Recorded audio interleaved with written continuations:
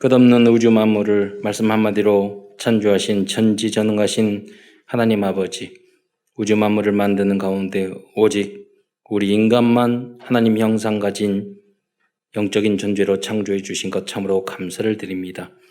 하나님이 따먹지 말라는 그 선악과를 따먹으로 말미암아 사단에 속아서 불신앙하여 죄를 짓고 이 땅에서 5만 가지 고통을 당하다가 지옥에 갈 수밖에 없었는데, 그리스도를 통해서 우리 죄악된 모든 죄를, 허물과 죄를 용서해 주시고 하나님 자녀 삼아 주실 뿐만 아니라 세계복음화에 1000명까지 주신 것 참으로 감사를 드립니다. 그래서 우리 사랑하는 모든 성도들이 반드시 강단 메시지의 제자가 되게 하시고 훈련이 잘 되어서 세계복음화의 주역으로 준비되어질 수 있도록 역사하여 주옵소서. 개인 가정 이를 위하여 가문, 직장 그리고 사업이 함께하여 주시고 하나님 모든 문제 속에서 답과 결론과 또 하나님의 뜻을 발견하고 반드시 승리하여 전도의 또 영적 성장의 발판이 되어질 수 있도록 역사하여 주옵소서. 그리스도의 신 예수님의 이름으로 감사하며 기도드리옵나이다. 오늘은 전도서를 통해서 하나님 말씀을 증거하고자 합니다. 이 전도서는 다윗의 아들 솔로몬이 그 인생의 말년에 기록한 것으로 보고 있습니다. 그래서 전도서 1장 1절에 보면 다윗의 아들 예루살렘의 왕 전도자의 말씀이라 그랬습니다. 그래서 다윗에는 아들이 많기 때문에 다른 왕자가 지을 수도 있다, 이렇게 말하는 사람들도 있는데, 그러나 모든 이제 내용이나 정황으로 봤을 때 솔로몬이 기록한 것으로 그렇게 학자들은 보고 있습니다. 그래서 다윗이 성경에 보면 3개의 책을 썼죠. 아가서는 젊었을 때 썼다고 보고요. 그리고 잠언은 중장년 때, 그리고 전도서는 노년 때 이렇게 기록했다고 그렇게 다들 생각을 하고 있습니다. 사실 이 솔로몬은 보면은 인류 역사상 최고의 지혜와 부귀를 누린 그런 이스라엘의 왕이었습니다. 여러분 소크라테스나 훌륭한 그런 플라톤이나 그런 분들은 굉장한 철학적인 지혜나 지식이 있었지만 왕은 아니었어요. 부귀영화. 그러니까 지혜와 지식과 부귀영화와 모든 것을 다 누려본 한 사람이 있다면 전무후무한 인물 솔로몬이었죠. 근데 저는 별로 솔로몬이 부럽지 않아요. 솔로몬은 에어컨 없었잖아요. 지하철도 없었고 자동차도 없었고. 그러니까 여러분은 지금 삶이 솔로몬보다 훨씬 좋은 삶을 살고 계셔요. 믿습니까? 근데 왜 이렇게 불만불평이 많아요? 그래요. 솔로몬이 이거 편의점 오면 깜짝 놀랐을 거예요. 야, 이렇게 맛있는 게 많다. 나 이 시대에 살고 싶다. 평민으로. 그런 삶을 여러분 살고 있다니까요. 특히 대한민국 21세기. 그래서 사실은 아무리 검은 보화가 있고 맛있는 게 있어도요, 마음이 평안함이 없고 은혜가 없으면 그게 다 고통이에요. 그리고 어떤 어려움과 문제가 있어도요, 하나님이 함께 하시고 내가 살아가는 인생에 대한 답과 결론이 있잖아요. 그러면 그거에 대한 그 문제가 안 되는 겁니다. 그래서 답과 결론은 그냥 납니까? 아니잖아요. 문제를 정확하게 알아야 돼요. 그리고 그 주변의 연구를 잘해야 돼요. 문제를 정리가 돼 있어야 돼요.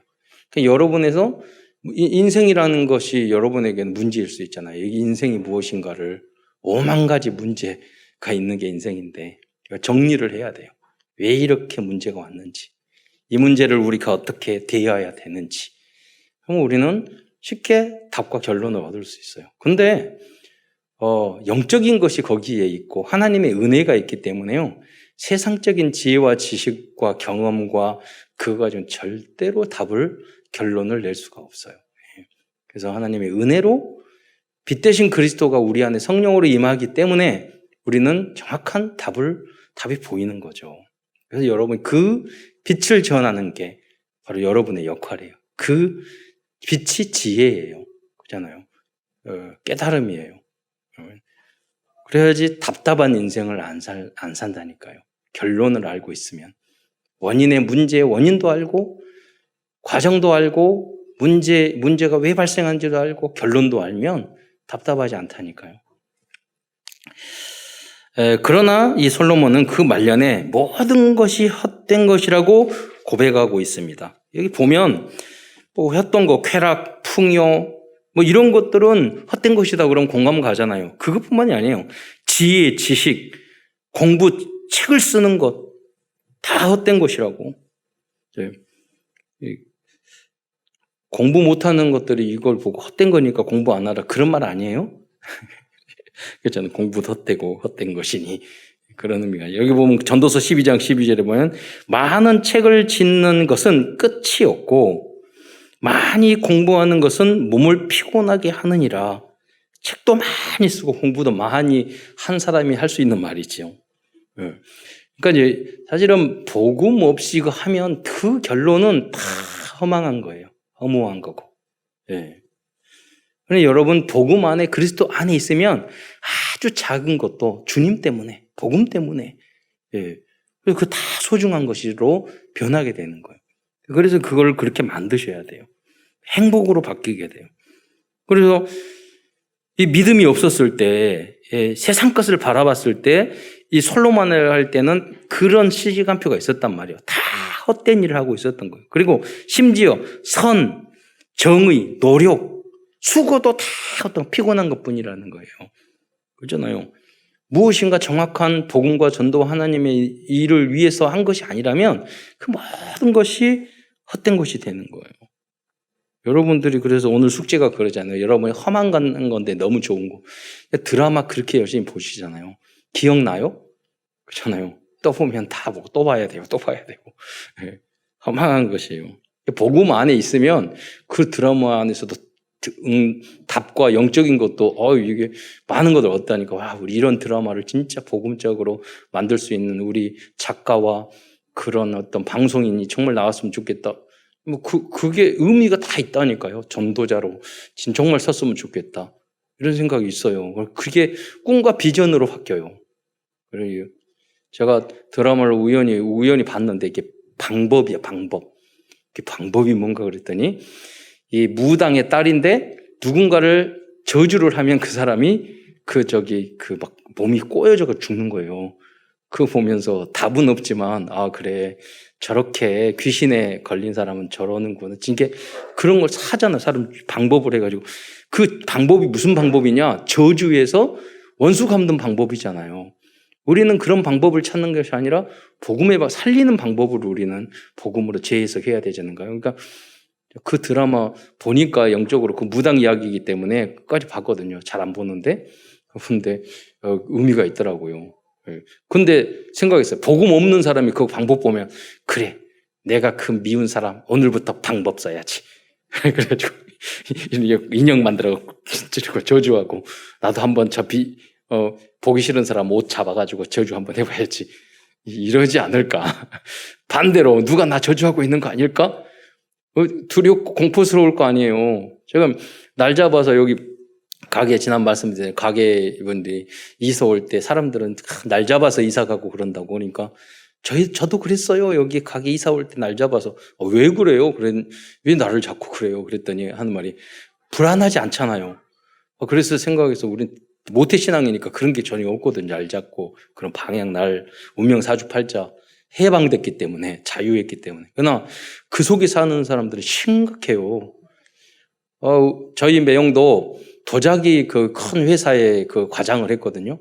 근데 그 뭐 할 때마다 정기적으로 제사를 지낸대요.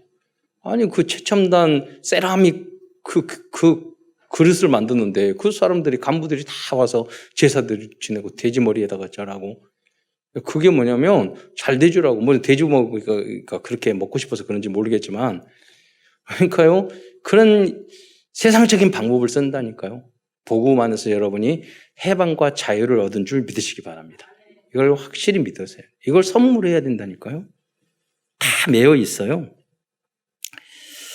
그러니까 사실 복음 밖에 있으면 그런 것들도 다 헛것인 거예요. 여러분. 뭐 바른 것, 정의, 노력, 수고 다 어떤 것이에요. 잘못하면 더 이상한 것으로 빠져요. 그러니까 이제 이 전도서 안에 그런 내용들이 쭉 담겨져 있다는 거예요. 야, 이것도 다 헛된 것이다. 이것을 이제 허무주의의 일종이라고 이제 볼 수 있습니다. 우리가 전문 용어로 허무주의. 그러나 이 허무주의는 두 종류의 허무주의가 있다고 철학자들은 이제 말을 하고 있어요. 그 첫 번째 허무주의는 수동적인 허무주의예요. 이것은 비관주의적인 허무주의, 비관주의라고 말할 수 있어요. 그분들은 인생 이렇게 살아서 뭐해, 그래 죽어야지. 그래 다 자살을 생각한다니까요. 어떤 분을 제가 왜 예수 믿게 됐어요? 그러니까 어느 순간 딱 봤더니 그래 내가 하루가 오늘도 이렇게 살면 일주일 후에도 이렇게 살고 뭐 별 문제도 없어. 한 달 후에도 1년 후에도 다람쥐 책박이 똑같이 다 살고 하니까 허무하더래. 그 허무한 게 아니까 그 호강에 쳐쳐가지고는 아무 문제 없는데 저는 그런데 그분이 답을 얻었다고 봐요. 정말. 그러니까 복음을 받았다니까요. 여러분 이런 식으로 계속 살고 직장 생활하고 뭐하고 그러면 우리가 정말로 인분제조기 말을 하잖아요. 그거밖에 안 되는 거예요. 나무 밑에 가서 종살이 하는 것밖에 안 돼요. 직장 생활. 먹고 살기 위해서 그 한 달 먹고 겨우 그걸 가지고 한 달 버티고 이거밖에 안 된다니까요. 그래서 여러분이 그 일을 하는 그런 이유와 답과 결론을 정확하게 가지고 있어야 돼요. 그럼 어떤 것도 힘들지 않아요. 지난번 말씀드렸죠. 여러분이 일이 어렵고 힘들고 뭐 그런 거 천명이 없기 때문에 그래요. 그 안에서 정말 정확한 그림이 하나님이 주신 나의 꿈이 나왔기 때문에 그래요. 그리고 이제 이게 첫 번째 그런 이제 그 수동적 허무주의고요. 두 번째 허무주의는 능동적인 허무주의입니다. 이 사람들은 이 세상에 있는 모든 것이 허무하기 때문에 새로운 내 삶의 가치를 찾는 현명한 사람들입니다. 석가모니 선생님 같은 분들, 그래, 석가모니. 예. 그랬잖아요. 다 108 번뇌, 다 번뇌. 그래서 자기 아들도 나와가지고 왕자였는데 버리고 그 출가했잖아요. 그 점쟁이가 말했잖아요. 이 아이가 태어나면 허무주의에 빠지니까 잔치 버리고 먹을 거 주고 다 해라. 그걸 해준 거예요. 왕자니까 아버지 왕이. 그걸 보면서 지나가다가 죽은 사람 시체를 본 거예요. 저 사람이 인간이었는데 죽었네. 나도 인간인데 죽네. 그럼 허무주의에 또 빠진 거야. 예, 결혼도 다 시켰고 애들 낳았는데 집 나왔잖아요. 예, 깨달은다고 평생. 그러니까 번뇌 안에 옷 입는 것도 번뇌고 머리 긴 것도 번뇌고 다 번뇌야. 예. 그렇게 될 수밖에 없다니까요. 복음과 그리스도 어디서 시작되고 어떻게 되지고 인간이 가지고 있는 그 고통과 아픔과 그 문제와 죽음과 그런 게 질병과 그것이 어디서 왔는지 모르면 당연히 허무주의에 빠질 수밖에 없는 거예요. 그러니까 새로운 길을 그래도 찾으려고 깨달으려고 그렇게 보리스나무 민영 밑에서 6년 동안 깨달았다고 그러는데 뭘 깨달았는지는 잘 모르겠어요. 예. 깨달을 수가 없어요. 복음 안에서는. 그래서 다 모른다고 그러잖아요. 예. 그러니까 유명한 스님들도 물어보면 결국은 뭐냐? 네가 뭘 알아? 뭘 알아? 모른다. 왜냐하면 정직하기 때문에 그래요. 몰라요. 예. 소크라테스도 마찬가지예요. 네가 아는 게 뭐야? 결론 그거예요. 아는 게 뭐야? 계속 질문을 해가지고 모르는 것을 깨닫게 하는 거예요. 왜 이 사람들이 정직한 사람이니까 그래요. 세상적으로. 칸트도 이성 비판을 했어요. 너희가 이성으로 뭘 아느냐고. 인간의 이성을 한계. 그래서 윤리 철학을 말을 하고 이성 한계로서의 종교 이런 것도 이야기했죠. 니체도 그런 인물이에요. 좀 이따 설명하겠지만 그런데 이 사람들은 모두 능동적인 허무주의였어요. 나름대로 자기의 길을 세상을 바라보지 않고 나름대로 자기 길을 찾아갔던 분이에요. 그러나 그들은 인생의 답과 결론을 모르고 다 죽으신 분들이에요. 그런데 솔로몬은 인생의 답과 결론을 발견했던 능동적인 허무주의자였습니다. 그는 세상의 쾌락과 풍요와 즐거움에 속지 않고 허무하다는 것을 발견했습니다. 김종필 전 총리 TV에서 봤는데 그분을 정치 구단이라고 말하잖아요.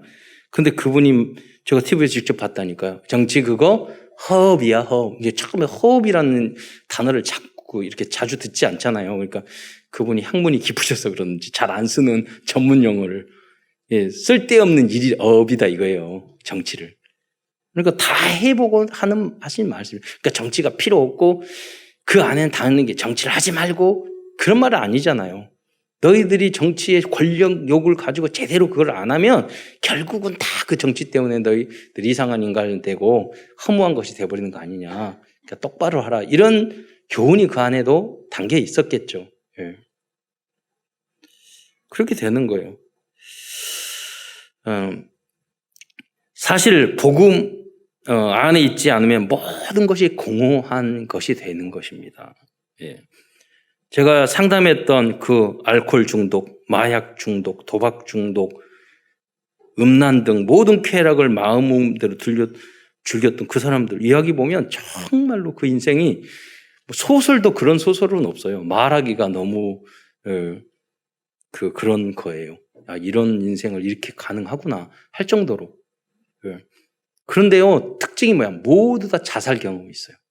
그렇게 쾌락과 자유를 위해서 살았는데 왜 그렇게 자살을? 여러 가지 이유가 있는데 이렇게 하니까 너무 몸이 아프니까 죽고 싶다.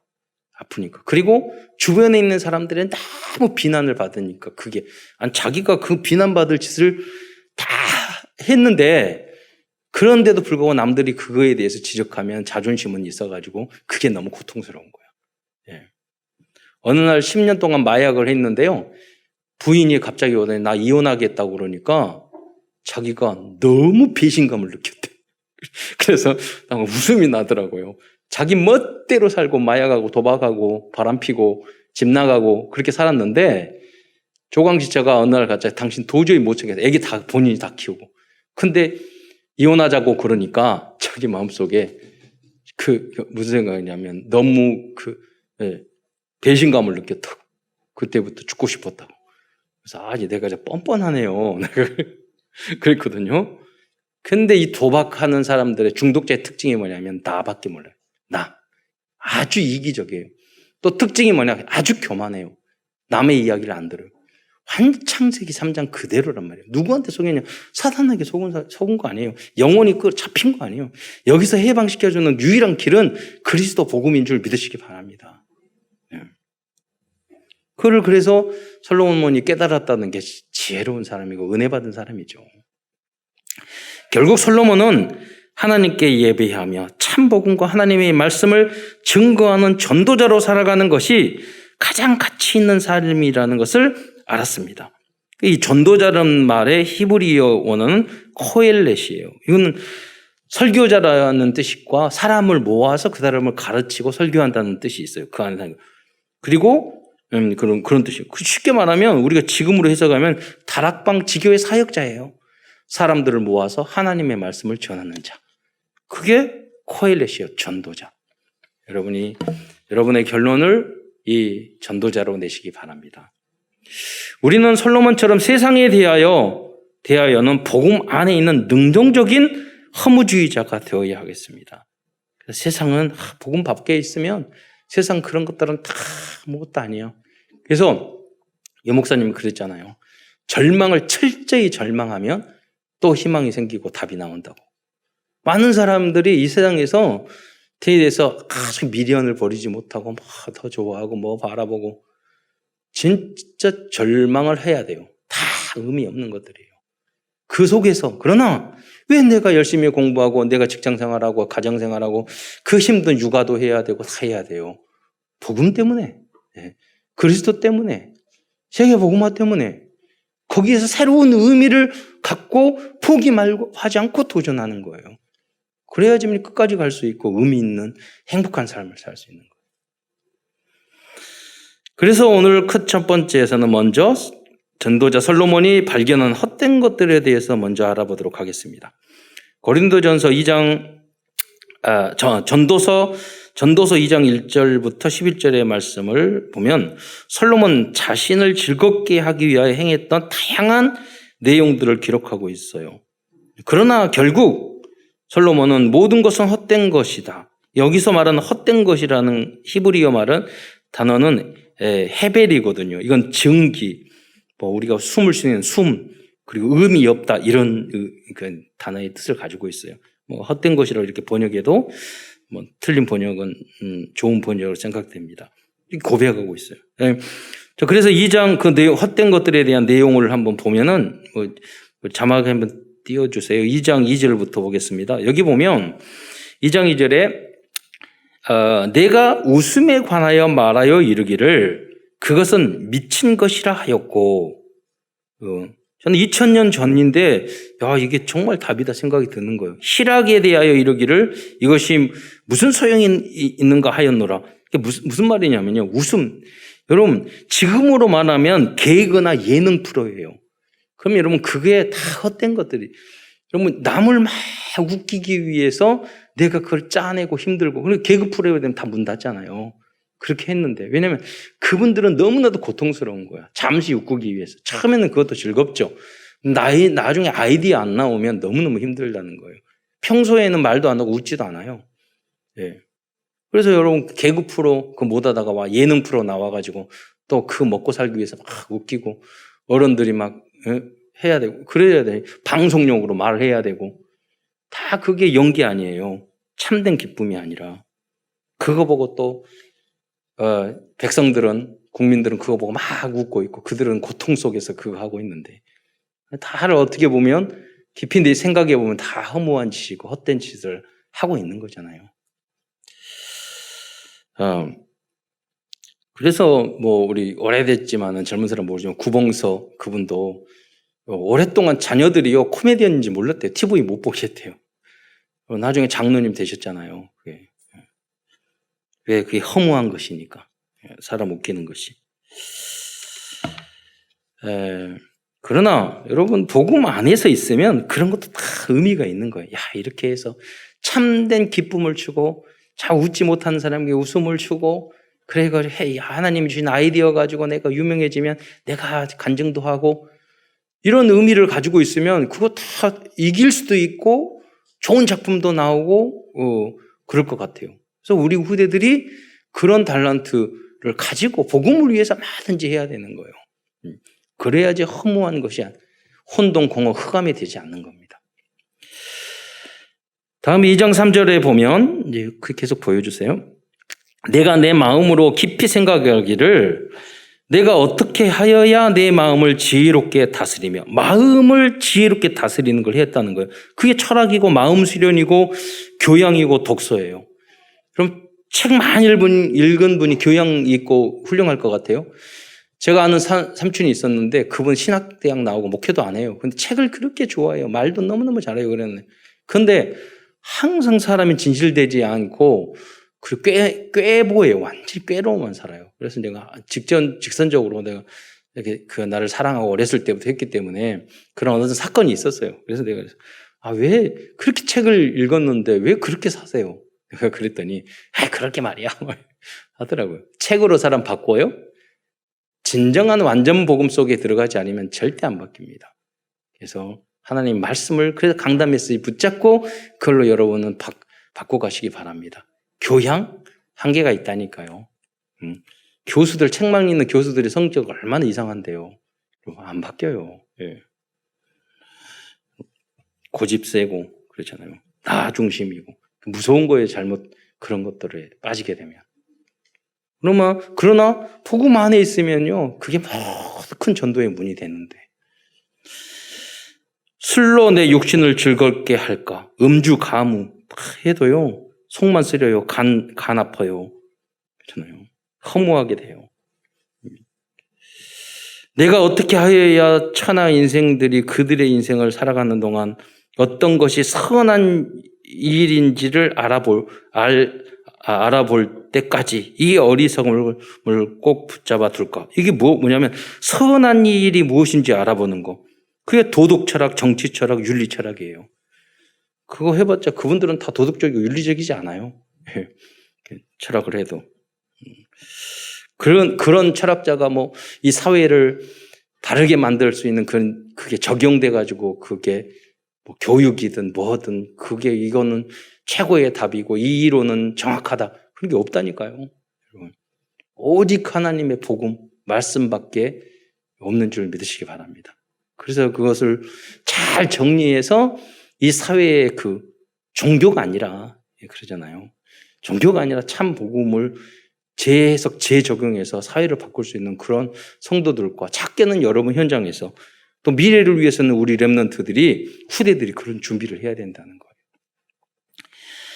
2장 4절에 보면 나의 사업을 크게 하였노라. 사업 대기업도 했고요. 내가 나를 위하여 집을 짓고 또 포도원을 구하며 2장 5절에 보면 여러 동산과 과원들을 만들고 그 가운데 각종 과목을 심었으며 저희 고향에 가면 수석 분재 그거 확 하신 분들이 있거든요. 그래서 내가 가가지고 야 이거 물 좀 그게 자기의 업인데 근데 한 번은 태풍 불어가지고 저 비닐하우스에 있는 다 날라갔어. 다 허업이야 그렇잖아요. 한 번 병들면 다 죽어 그러잖아요. 별거 아니라니까요. 그 남농 허건이라고 계시는 그분 수제자가 있었는데 이 수제자가 그림도 오히려 그 허건 그림보다 더 잘 그려요. 젊으시니까. 그러니까 다 가짜로 그린 거를 거기 가봤더니 그게 너무 많아. 노래도 잘 부리고 뭐 그렇게 다 하셨는데. 근데 그림 나무에 스승 그림이 이거 가짜로 베껴가지고 팔아가지고 감옥 갔잖아요. 그래, 그렇게 이쁜 나무 키워봤자 소용없다니까. 안 돼요. 그래가지고, 저희 아버님이 그 선물 받은 그거 있다가, 그분 구속당하니까, 야, 저거 띄워버려라. 그리고, 그러시더라고요. 다 분재 이쁘게 켜도, 우리의 분재는 이렇게 모양 만들어도요, 여러분의 마음은 모양 못 만들어요. 아프게. 복음, 예쁘게 못 만들어요. 복음만이 여러분을 온전케 할 줄 믿으시기 바랍니다. 2장 6절 나를 위하여 수목을 기르는 사람에게 물을 주기 위하여 못들을 팠으며 살림 녹타하고 연못 나무니 파도 안 돼요. 2장 7절에 보면 남녀 노비들을 사기도 하였고 또 종들을 낳기도 하였으며 이거 많은 이게 노비가 그때 당시에는 재산이었으니까 부자였다는 뜻이죠.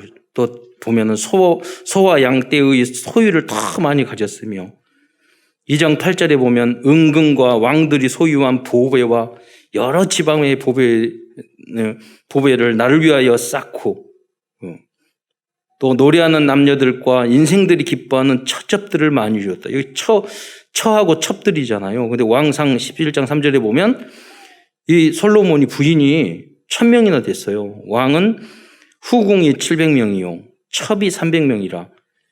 그런데 그 여인들이 왕의 마음을 돌아서게 하였더라. 이랬어요. 그러니까 자기 마음대로 산 거예요. 왕이기 때문에. 그래서 2장 9절에 보면 내가 이같이 창성하니 나보다 먼저 예루살렘에 있던 모든 잘보다 더 창성하니 창대하기도 하고 또 내 지혜도 내게 여전하였도다. 그러면서 왕이기 때문에 무엇이든지 내 눈이 원하는 것은 내가 금하지 아니하며 무엇이든지 내 마음에 즐거워하는 것을 내가 막지 아니하였으니 그랬어요. 그런데 자기 멋대로 살고 그다음 복음까지 깨달았으니 약간 기분 나쁜데 그렇잖아요. 여러분 이렇게 못하더라도 하나님은 천국 가면은 여러분이 이거 절제하고 또 복음 때문에 쓰지도 못하고 황금하고 또 놀러 가야 되는데 예배드리고 마스크 쓰고 와서 예배드리고 하나님 천국 가면은 여러분이 솔로몬보다 1000만배의 축복된 위치에 있을 줄 믿으시기 바랍니다. 만약에 그게 아니면 저한테 이르세요. 제가 예수님한테 가서 따질 테니까. 왜 우리 이렇게 훨씬 더 멋지고 훌륭하게 살았는데 솔로몬보다 못하냐고. 그러나 2장 11절 하반절에 보면은요, 그 모든 것도 다 헛되어 바람을 잡는 것이며 해 아래에서 무익한 것이었다고 말을 하고 있어요. 솔로몬의 고백이죠. 그리스도인들은 그래서 이 세상에 대하여 철저히 절망을 해야 합니다. 철저히 절망. 야, 별로 아니야. 별거 아니야. 예. 여러분 마음속에 조금이라도 기대하고 복음이나 예배나 이런 것보다 더 낫다, 소원이 있다, 기대한다 그러면요 사단은 그 틈을 타고 그게 내 자존심일 수도 있고요, 그게 물질일 수도 있고 내 자녀일 수도 있고요, 내 성공일 수도 있고요, 여러분 월급일 수도 있고요. 여러분에게 기쁨을 빼앗아 가거나 그걸 해가지고 너무 지나치게 기쁘거나 그것들이 다 그 허망한 것들이에요. 그런 것들에 대한 결론을 내지 않고 살아가면 사단은 끊임없이 그걸 통해서 여러분을 넘어뜨립니다. 결론을 내야 돼요. 별거 아니다. 그리고 다시 복음과 전도 안에서 새롭게 살아가야 될 이유를 발견해야 합니다. 아, 그래. 세상은 다 이거 없는데. 그런다면 열심히 살지 말라고 하는 거 절대 아니에요. 여러분. 복음 안에서 새로 발견하면 모든 것이 의미가 있어요. 작은 것도 감사하고, 작은 일도 내가 감사하게 행하고, 그럼 후함이 꺾이고, 여러분 거기서 하나님의 나라를 확장하는 그리스도의 제자로 쓰임받게 될 줄 믿으시기 바랍니다. 그 새로운 삶의 의미를 찾아가는 거예요. 복음 안에서. 전도와 선교 속에서. 나만을 위해서 살아갔는데 이제는 뭐냐면 많은 사람을 살리는 자로 우리가 살아가야 되는 거예요. 우리가 당장은 안 되더라도요, 정확하게 알고만 있어도 돼요. 정확하게 알고.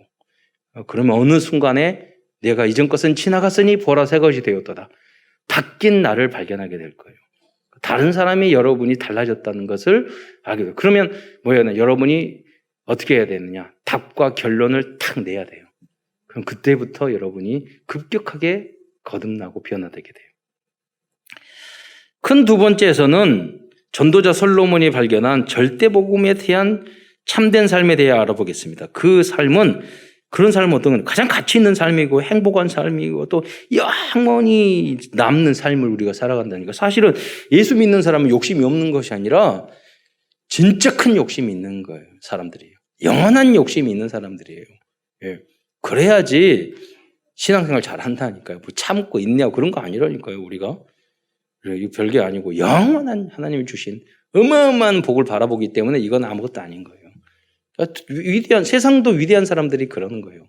그렇게 살았잖아요. 첫 번째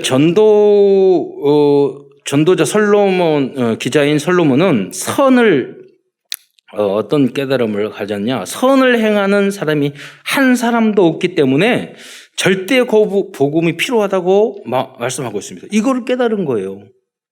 이것을 전하는 인생을 살기로 결단을 한 거죠. 전도서 7장 10절에 보면 선을 행하고 전혀 죄를 범하지 아니하는 의인은 세상에 없기 때문이라고 기록하고 있어요. 이게 솔로몬이 이야기한 거라니까요. 아무리 세상을 봐도 의인, 착한 사람 아무도 없어요. 그러면 어떻게 되냐? 하나님의 도움이 필요하잖아요. 이 말씀은 약 천년 후에 사도 바울이 로마서에 인용하고 있어요. 그래서 로마서 3장 10절에 보면 기록된 바 그랬잖아요. 우리 별로 이런 생각 안 하잖아요. 기록된 바는 뭐냐? 구약에 기록됐다는 뜻이에요. 그 인용을 한 거죠. 의인은 없나니 한 사람도 없다. 기록된 바 의인은 없나니 한 사람도 없다고 말을 했잖아요. 아무도 없어요. 의인이 누구. 여러분 그렇게 생각해요. 나도 의인이 아니에요. 그 누구도 의인이 없어요. 특히 내 자신에 대해서 나는 의인 아니고 만약에 내가 좀 의롭다, 내가 좀 바르다, 나는 착하다 그러면 자꾸 남을 정죄하게 돼요. 그럼 율법주의에 빠지게 돼요. 사단에게 올무에 빠지게 되고 내 영적 성장은 없어요. 예. 나는 의인이고 극악무도하고 너무 악한 존재. 그러니까 여러분 전도할 때도 그래야 돼요.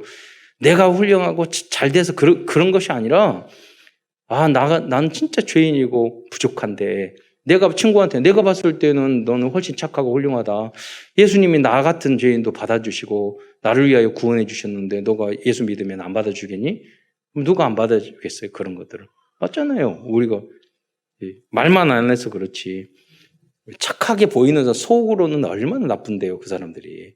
그렇잖아요. 드러내지 않았을 뿐이지. 다 똑같아요. 우리가. 의인은 없나니 한 사람도 없어요. 그런다고 여러분 좌절감에 빠지는 그런 말 아니잖아요. 그래서 우리는 그리스도가 필요한 존재인 줄 믿으시기 바랍니다. 하나님 원하시는 건 그거 하나뿐이에요. 그러면 우리가 거듭나지게 돼요. 그래. 예수님이 나의 주인이 되주세요. 나는 주인. 하나님께서는 이 세상에는 의인을 구원해 줄 의인 한 사람도 없기 때문에 이 땅에 구원자 그리스도를 보내주셨습니다. 이 그리스도를 증거하는 삶이 가장 가치 있는 삶이라는 것을 전도서를 기록한 솔로몬은 미리 깨달았던 것입니다. 그래서 사실 모든 종교와 철학과 사상은 헛된 것이 될 수밖에 없는 것입니다. 철학자 니체는 아주 정직하고 실천적이고 천재적인 훌륭한 25살 때 교수가 됐다니까요. 그런데 나중에 이게 안티크라이스트라는 책도 썼고 하나님은 죽었다. 신은 죽었다. 우리가 신을 죽였다. 그런 책을 썼단 말이에요. 4, 5대째 아버지가 목사였어요. 그 목사의 아들로 태어났는데 왜 니체가 그렇게 할 수밖에 없는 배경이냐면 5살 때 아버지가 죽었어요. 근데 니체가 아버지를 이야기할 때는 너무나도 정직하고 스마트하고 똑똑하고 판단이 바르고 음악도 잘하시는 훌륭한 분이었다고 말을 해요. 근데 그건 5살 때 뭘 알겠어요.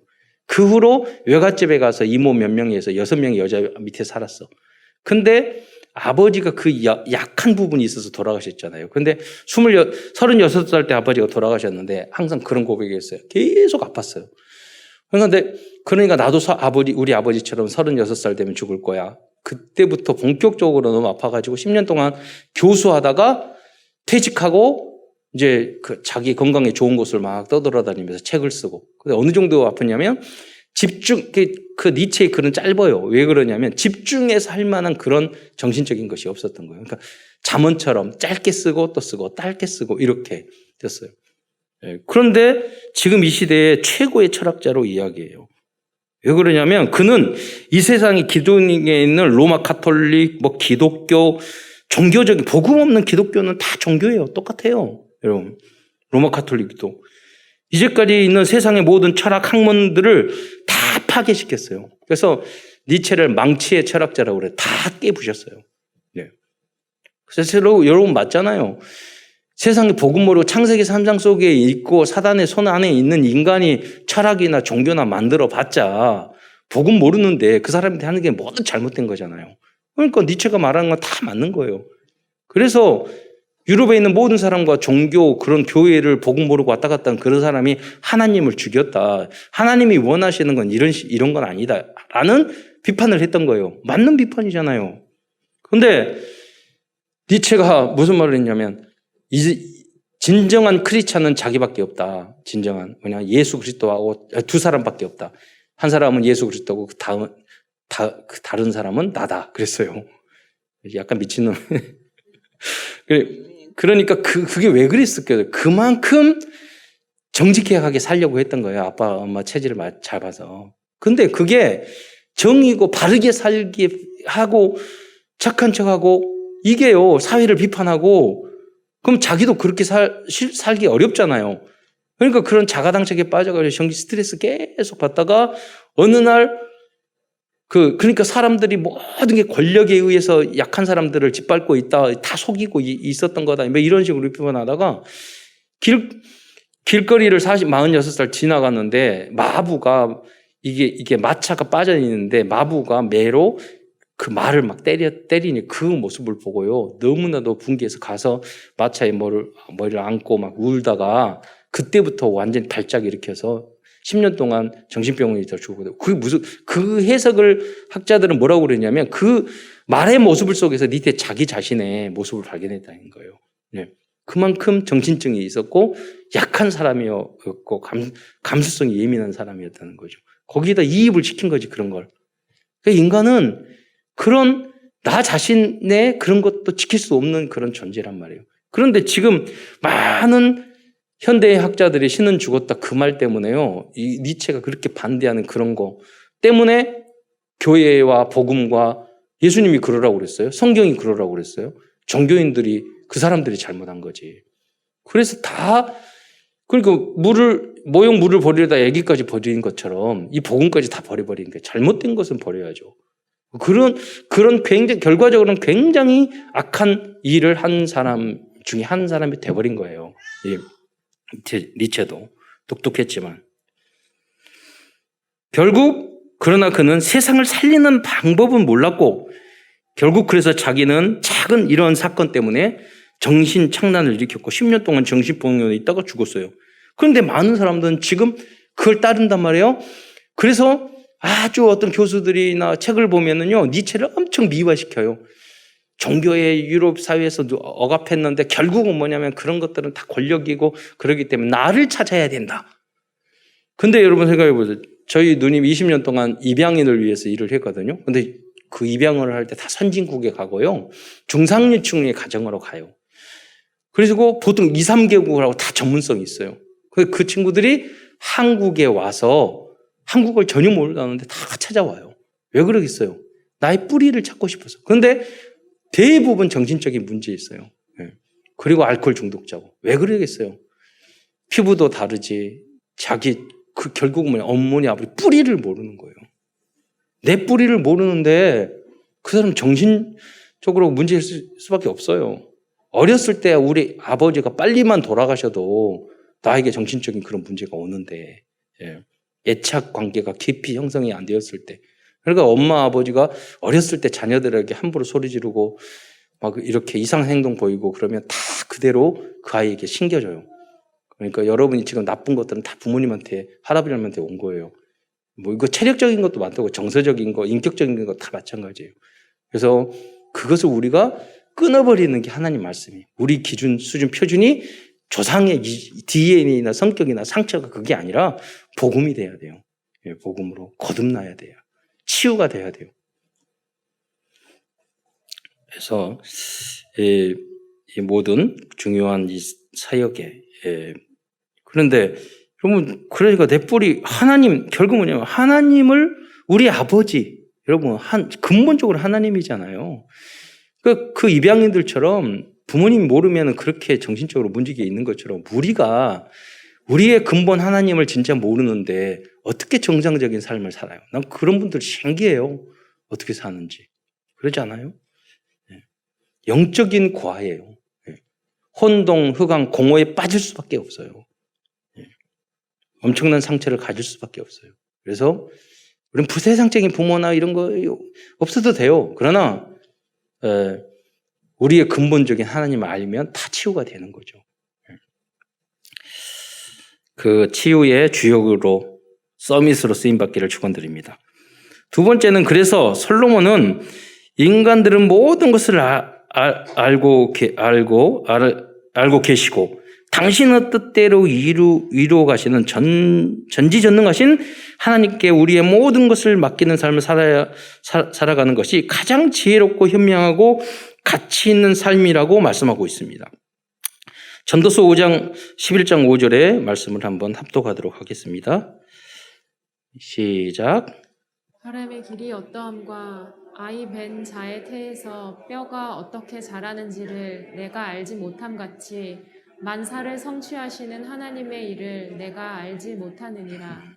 우리는 모른다니까요. 모르니까 그냥 자포자기하고 연구하려고 하지 말고, 그런 말이 아니에요.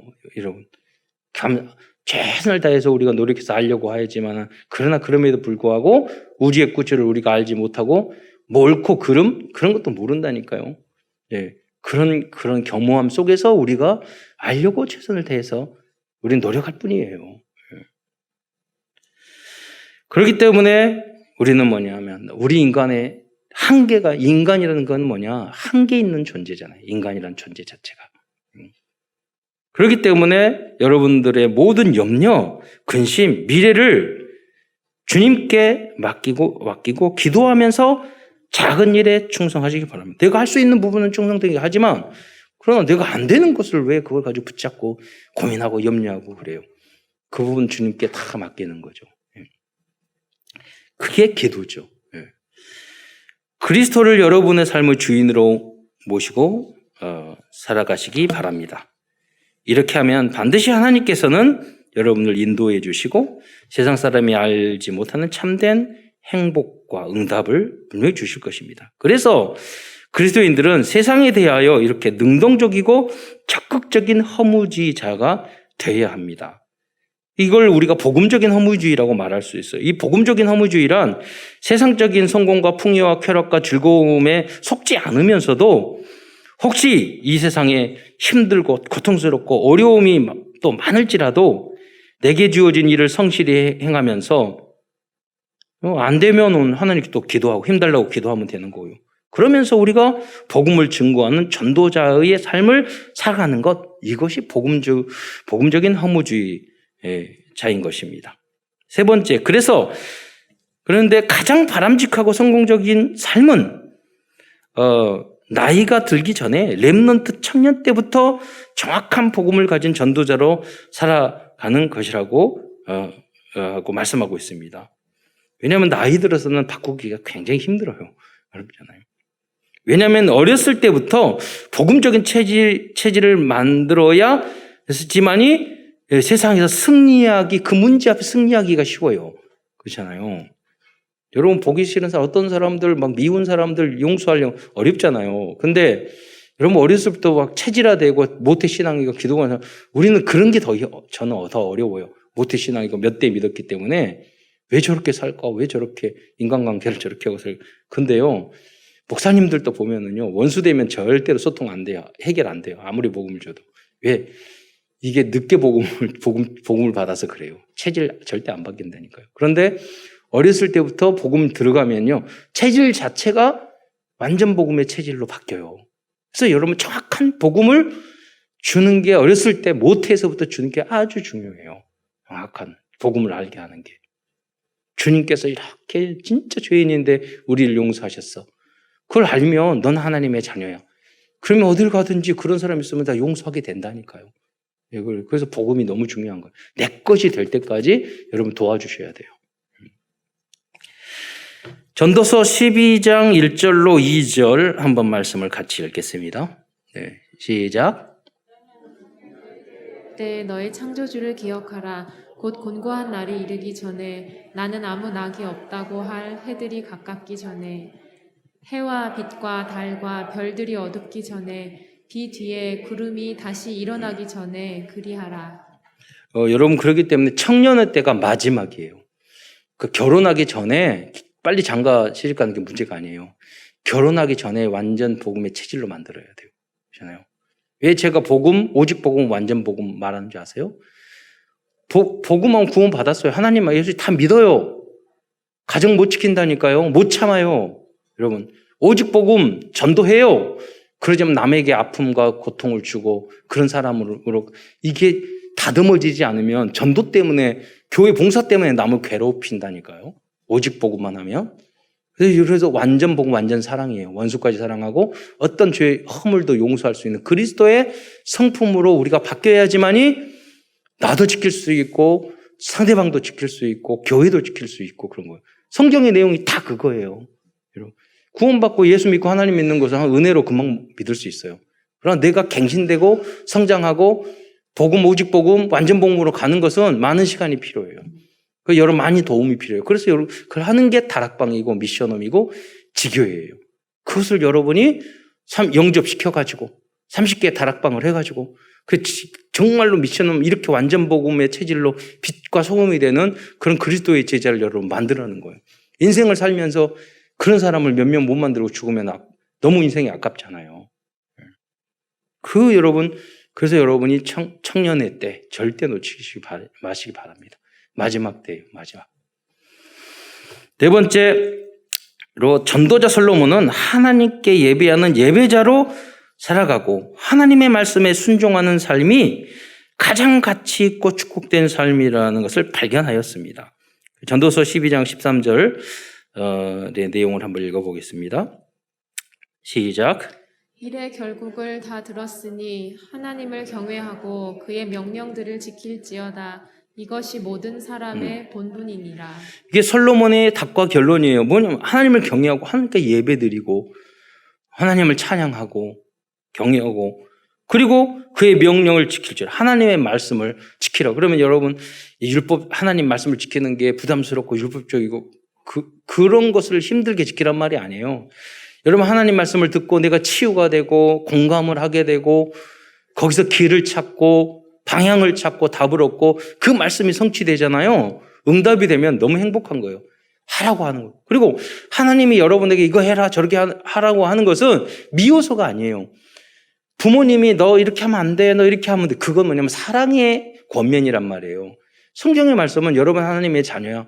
이렇게 하지 말라, 도둑질 말라, 살인하지 말라, 뭐 하지 마라, 이렇게 말하는 게 많아. 주의를 거룩하게 지켜라, 뭐를 해라, 뭐라 많아요. 그게 뭐냐면 하나님이 여러분 사랑하셨기 때문에 여러분 지키기 위해서 여러분에게 은혜로 주신 메시지인 줄 믿으시기 바랍니다. 그래서 이 말씀대로 내가 지켰는데 내 마음, 내 살 성취되고 응답받아 보세요. 그러면요, 하나님 말씀이 행복하고 예배가 행복해지고 그렇게 된다니까요. 여러분, 그래서 잘 인생을 정리하면서 이 하나님을 예배에 경배하는 것과 하나님 말씀대로 살아가는 것이 여러분의 결론, 답이 되시기를 축원드립니다. 결론입니다. 오늘은 전도서를 통해서 하나님께서 우리에게 주시는 복음적인 CVDIP를 정리하면서 말씀을 마치고자 합니다. 커버넌트 첫 번째는 언약입니다. 전도서를 통하여 우리들에게 주신 언약은 세상의 그 어떤 것보다 그리스도를 증거하는 전도자의 삶이 사실은 가장 행복하고 가치 있는 삶이라는 것입니다. 이 결론과 답을 내려야 한다는 것입니다. 그게 우리의 언약이 되어야 한다는 것입니다. 비전입니다. 우리의 비전은 헛된 세상 것을만을 추구하고 있는 237 나라, 대부분의 나라들은 돈 중심, 나 중심, 돈 중심, 성공 중심 그렇게 살고 있다니까요. 그 237 나라 5천 종족들에게 전도자의 가치를 알려주는 것입니다. 우리가 지난번 서로사랑 법인을 통해서 우리 아이린 그 렘넌트, 걔가요, 그 6천이가 5천이가 왕자예요, 왕족. 그 공주가 왕족이란 말이에요. 그 아이가 복음 들고 이대 대학원까지 다니는데 복음 듣고 그 현장에 복음을 전하는 제자가 되면 얼마나 좋겠어요. 그래서 앞으로 앞으로 2명 더 우리가 추천해서 매달 10만 원씩 줄 수 있어요. 그러니까 여러분이 기도하면서 그 다문화에 5천 종족의 응답을 받으시기 바랍니다. 추천하면은 우리들이 그 후원을 할 겁니다. 그래서 쭉 늘려가야죠. 237명. 드림 꿈입니다. 그리스도인들이 전도의 사명을 위해 24시간 집중한다면 우리에게 주신 모든 꿈은 이루어질 것입니다. 그의 나라와 그의 의를 구하면 이 모든 것을 다 주신 줄 믿으시기 바랍니다. 다음은 이미지입니다. 나에게 주신 여러분 다른 게 아니라 전도의 아리투시 그림을 확실하게 그려야 합니다. 그리고 거기에 집중해서 기도해 보시기 바랍니다. 그럴 때 미리 보고 미리 찾고 그렇게 되면 미리 정복하고 성취하는 5가지 미래의 응답을 주역으로 그렇게 되면 쓰임받게 될 줄 믿으시기 바랍니다. 실천입니다. 이번 주에는 전도보다 무엇을 더 좋아하고 있는지를 적어보시기 바랍니다. 그걸 왜 적으냐? 이거는 선언하세요. 헛된 것이었다. 결론을 내세요. 그렇게 되면 그때부터 여러분은 많이 바뀌게 될 거예요. 응답이 올 거예요. 네. 이번 주 한 주간 3천 제자를 위해서 300 영접, 이 한 주간도 30다락방 300지교회에 도전하는 전도자들이 되시기를 축원드리겠습니다. 기도하겠습니다. 사랑해 주님, 은혜의 잠으로 감사를 드립니다. 어려운 팬데믹 그런 상황이지만 하나님의 은혜로 주님 앞에 예배드리러 나왔습니다. 사랑하는 성도들에게 천만 배의 응답과 축복을 더하여 주시고 이 전염병의 상황이 세계를 뒤엎고 있는 이 상황이 빨리 종식되어 우리가 237 나라로 모든 나라 모든 족속에게 마음껏 복음을 전할 수 있는 그런 시간표가 앞당겨질 수 있도록 축복하여 주옵소서. 은혜 내려 주옵소서. 그리고 이를 위하여 우리 성도들이 잘 준비되어서 세계 복음화를 위한 그런 주역으로 쓰임받을 수 있도록 모든 측면을 주님께서 함께 하시고 치유해 주시고 또 응답하여 주옵소서. 그리스도의 신 예수님의 이름으로 감사하며 기도드리옵나이다.